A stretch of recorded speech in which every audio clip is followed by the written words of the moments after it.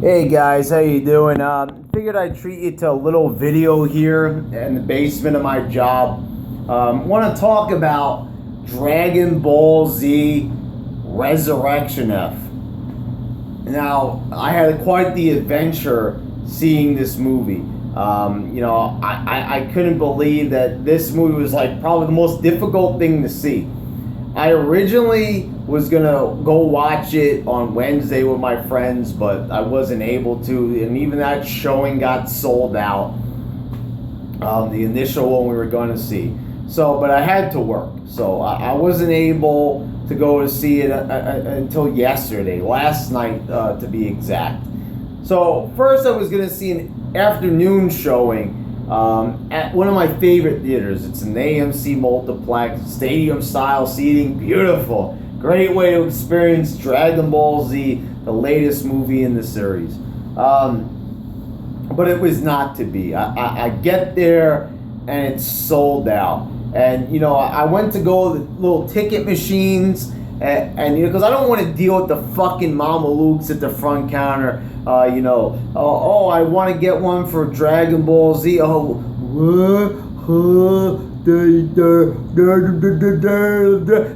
just go to the fucking machine and just take the ticket right there, put the credit card in, that's it, you're done. Love it. Great concept.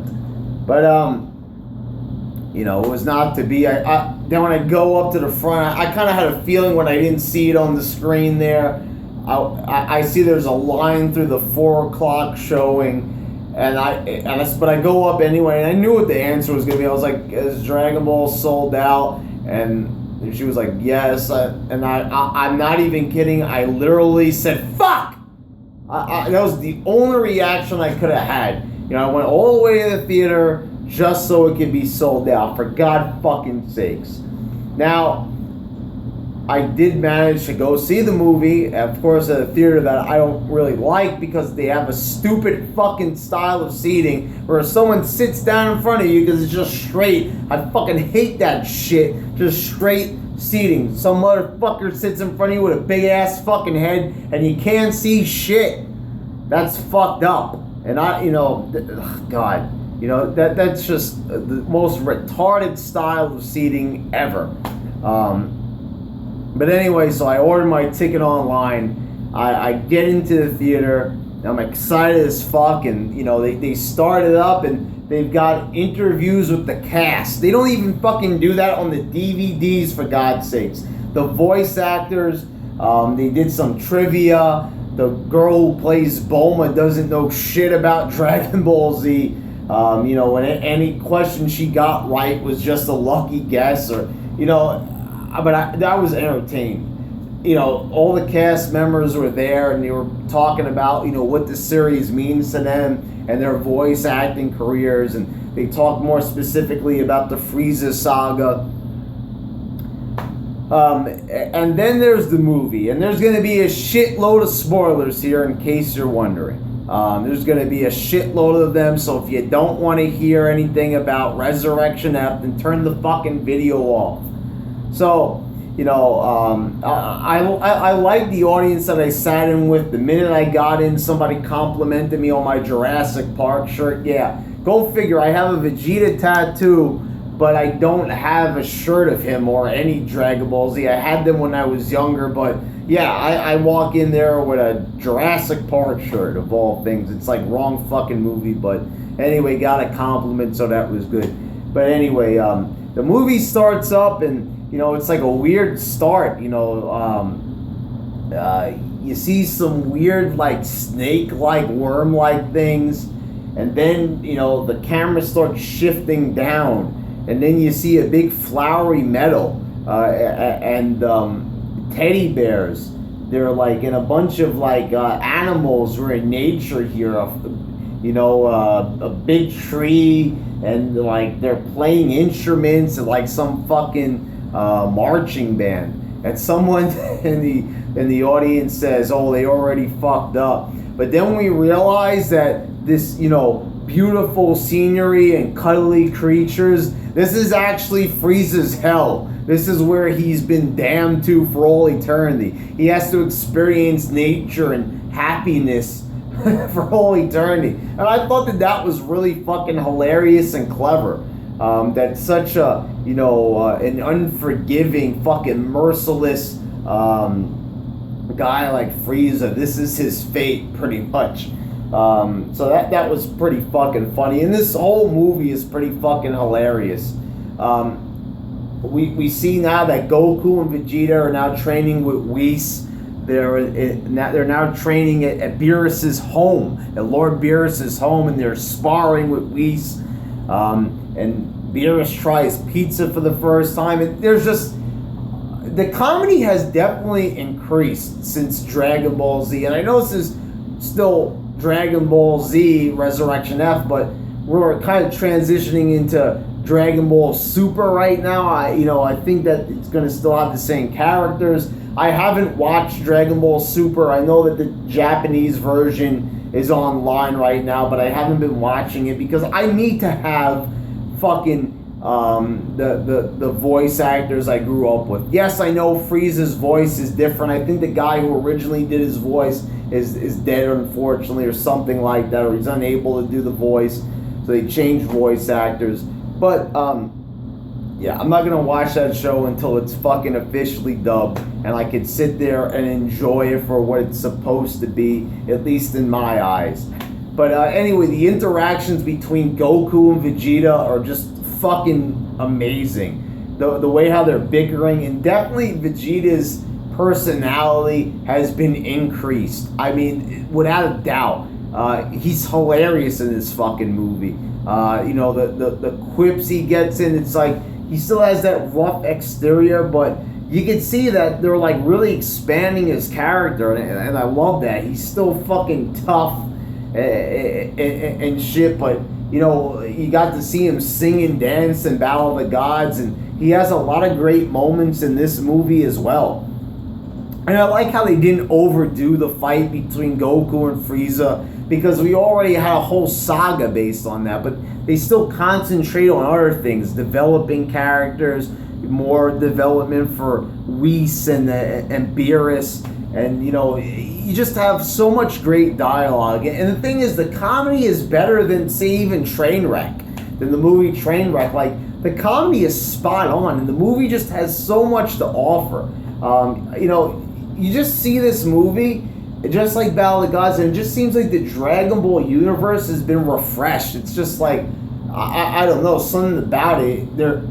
There's more to it. Like, these characters are also like different. Like, I've noticed, like, they're looser with their language now. They're using rougher language, like saying "God damn" and stuff. And you even noticed that in Battle of the Gods. I don't know if anybody else has noticed it, but they've definitely made the dialogue a lot more like contemporary, I will say. Like, it definitely doesn't seem like they're talking like and they belong on a different planet. The language is kind of more in sync with kind of like what we hear in day-to-day life. I just noticed it's different. The dialogue has definitely improved. It just keeps getting better and better. And the translation from the original Japanese dialogue, I guess it's been changed slightly as well, like it always is. But I don't know. I think they're just doing a better job of just changing certain things or translating it, because I don't know, but it's fun, or just the writing is better. Something is just it just keeps getting better and better, and that's what I love about the Dragon Ball universe. And also we get a taste of the God form, the Super Saiyan God form, which, thank the Lord, now kind of officially replaces Super Saiyan level 4 from GT in my eyes. That stupid monkey form that doesn't even look like it's significant in any way. You go from the gold glowing look of Super Saiyan levels 1 through 3, and then you get to that fucking look in GT, and it just looks like he devolved, not evolved Goku and Vegeta. It doesn't make any fucking sense, like, when you think about it. Like, they look weaker. And people have made that argument about Frieza's final form as well. And, of course, well, we've already seen that Frieza's gold. That's not much of a spoiler anyway. But I'm a big fan of level 4. His hair turns blue, but they kind of avoid making him look like a troll doll because it's awesome with the blue aura and everything. It fits so well. Now Vegeta could do it too. And speaking of Vegeta, this ending, this is so fucking awesome. It got me so excited because the writing for this ending, just the way how it was all incorporated, was excellent. So Goku gets taken out. He's been warned about his overconfidence and, showing too much mercy and all that during fights. And it comes back to bite him in the ass because he's down for the count and Vegeta has to step in. But just before Vegeta is about to land the final blow on Frieza, Frieza does this suicidal shit where he blows up the whole fucking planet.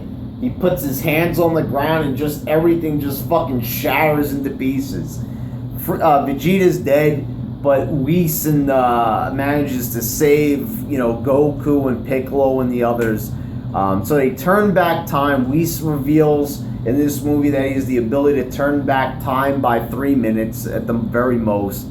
And they go back in time to right before Frieza fucking destroyed the whole planet. And of course Vegeta was dead at, when they turned back time. So he doesn't remember what happened. So he's about to get that big epic moment. Vegeta, think about it, hasn't killed anybody.